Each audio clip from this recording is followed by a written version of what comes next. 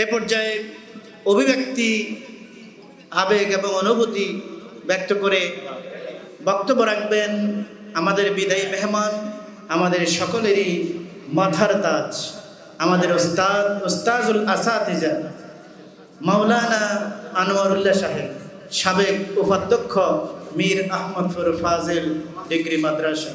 আলহামদুলিল্লাহ ওয়াকাফা সালামুন আলা ইবাদিহিল্লাযিনা ইসতাফা। আম্মা বা'দু আউযু বিল্লাহি মিনাশ শাইতানির রাজীম। বিসমিল্লাহির রহমানির রহিম।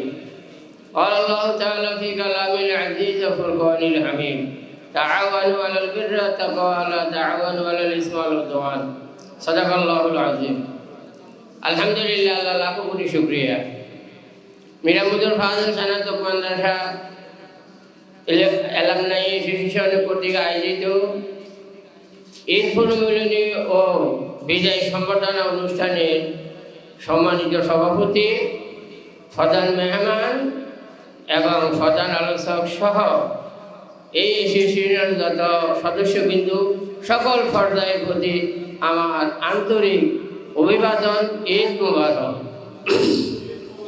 আল্লাহ তাআলা আমাদেরকে একটি সুন্দর পরিবেশে এবং ঈদুল আজহার পরের দিন একটা দিনী প্রতিষ্ঠানের আঙ্গিনায় উপস্থিত হয়ে আমরা যে এই বিদায় অনুষ্ঠানে আমাদের ছাত্রদেরকে দেখি, আমার মনে হয় না আমরা বিদায় নিতেছি। আমরা সরকারি কারিকুলাম অনুযায়ী জীবনের যে সময়টুকু গেছে এই হিসাবে আমরা এখান থেকে চলে গেছি, কিন্তু মনের মণিকুঠারে আমরা কখনো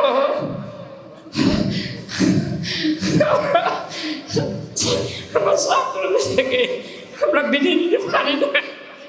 আমাদের মনে, আমার ছাত্রদের মনে যতদিন বাঁচি মৃত্যুর পরও আমরা আশা করি আমাদের যে ভালোবাসা, যে মহব্বত, যে মায়া, এইটা মৃত্যুর আগ মৃত্যুর পর সর্বক্ষণে আমরা সবাইকে ইনশাআল্লাহ স্মরণ করবো। কি বলেন? আমরা সরকারি নিয়ম বিধি অনুযায়ী বয়স শেষ, কিন্তু কওমি মাদ্রাসায় যতদিন খেদমত করা সম্ভব হয় তাদের কোনো বয়সের কোনো শেষ নাই। আমরা সরকারি কারিকুলামে চাকরি করেছি, এই জন্য আমরা ওই নিয়ম অনুযায়ী আমরা বিদায় নিয়েছি।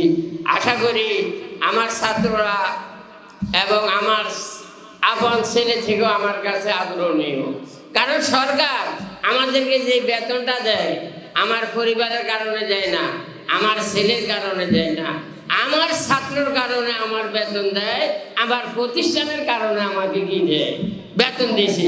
অতএব যতদিন প্রতিষ্ঠানে ছাত্র আছে এতদিন প্রতিষ্ঠান আছে, আর যদি কোনো ক্রমে এই প্রতিষ্ঠানে ছাত্রছাত্রী না থাকে তাহলে এই মাদ্রাসার বেতন সরকার দিবে না। তাহলে মূল উৎস হইলে আমার ছাত্রছাত্রী। অতএব আজকে আমি দেখি ফরানটা জুড়ে গেছে, আমার অনেক প্রাক্তন এবং বর্তমান অধ্যয়নরত অনেক ছাত্রছাত্রী আসছে। আসলে আমি, আপনারা যেরকম বলছেন আমার কোনো যোগ্যতা নাই, আমি ছোট্ট একটা মানুষ, আমি শুধু চেষ্টা করছি আমার দায়িত্বটা আল্লাহ কবুল করে কিনা। এখন কবুল করছে কিনা এটা তো আমি জানি না। শতজনের শত প্রশংসা করলে কি হবে, আমার ভিতরে যদি স্বচ্ছতা না থাকে, পরিষ্কার না থাকে, তা আমি কি আল্লাহর কাছে মুক্তি পাবো? কখনো পাবো না। তোমরা দোয়া করবা, আমি যে ভুলভ্রান্তি করেছি, আমার দায়িত্বে যে অবহেলা করেছি, তোমরা ক্ষমা করে দিবা। আল্লাহর দরবারও বলবা, আল্লাহ আমার হুজুর আমি এটাই চাই, তোমাদের কাছে আর কিছু চাই না। 5 ওয়াক্ত নামাজের পর যে আমার ত্রুটির কারণে তোমরা দোয়া করবা, আল্লাহ যেন আরো ক্ষমা করে দেয়। এবং এই মাদ্রাসার প্রতিষ্ঠাটা মিয়া মরহুম মুজাফফর আহমদ সাহেব একটা দিনই যারা রাখি গেছেন, উনি সহ ওনার পরিবারের যত লোক চলে গেছে, আল্লাহ সবাইকে মাফ করে দেব। আমিন বলতে একটু এত কাঠখণ্ড কেন? দোয়ার পরে আমিন বলা রাসূলের সুন্নাত। ওলা দোয়ালিনরা আমিন কি কোরআন শরীফ নেই? এটা হাদিস, ইগা কোরআনের ভিতরে নাই। রাসূল বলছে ওলা দোয়ালিনের পরে তোমরা আমিন বলবা, তোমাদের সাথে ফেরেশতারা আমিন বলবে। এই মাদ্রাসার প্রতিষ্ঠাতা মৌলভী ইব্রাহিম সাহেব কিছুদিন খেদমত করছেন, এরপরে এখানে আসছেন জনাব মাওলানা গোলাম সুবহান সাহেব রহমতুল্লাহ আলাইহি। এখান থেকে মাওলানা ফরিদ আহমদ সাহেব বড় আলিম, মাওলানা হান্নান সাহেব। এখান থেকে বিদায় নিছে কারি জয়নাল সাহেব, মুস্তফা শাকির সাহেব, মৌলভী আব্দুল সত্তার সাহেব।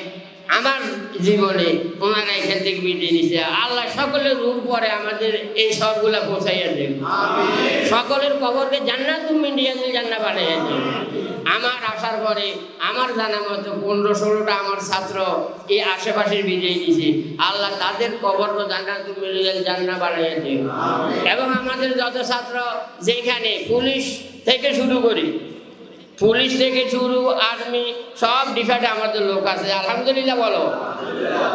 এরপরে অফিস আদালত আছে, যেখানে আছে আল্লাহ যেন সকলকে সততার সাথে যোগ্যতার সাথে তার কর্মটা যেন পরিচালনা করতে পারে, আল্লাহ সেই তৌফিক দান করুন। আমাদের অনেক ছাত্র, অনেক মাদ্রাসার প্রিন্সিপাল, এটা আমাদের কারণে নয়, আল্লাহ ওনাদেরকে দান করছে ওনার স্বাস্থ্যের বিনিময়ে। ওনারাও তো আমরা স্মরণ করে, আমার সেই যোগ্যতা নেই। অতএব কারণে 5 ওয়াক্ত নামাজের পরে ওস্তাদের জন্য, মা বাবার জন্য দোয়া করা আমাদের কর্তব্য।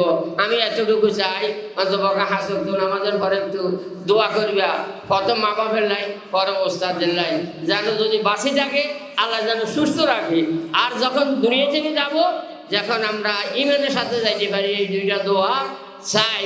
এবং তোমাদেরকে দেখি অন্তরটা পুরো হয়ে গেছে, তোমরাও যেন দিনের উপর চলতে পারো, আল্লাহ তৌফিক দান করো। এবং আমাদের ছাত্র যেখানে আছে, যে পর্যায়ে আছে, মাদ্রাসা থাক, স্কুলে থাক, যে কোনো প্রতিষ্ঠানে থাক, আল্লাহ সবাইকে যোগ্যতার সাথে তাদের কর্ম পরিচালনা করতে তৌফিক দান করুন। আর যতদিন বাঁচি ইমানের সাথে বাঁচতে চাই, আল্লাহ তোমাদের কাছে নেক দোয়া কামনা করি।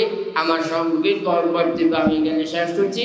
আল্লাহ সকলকে নেখায়াত দান করুন এবং মিয়া মরহুমের যারা বেঁচে আছে আমাদের মধ্যে তাদেরকে আল্লাহ নেখায়াত দান করুন।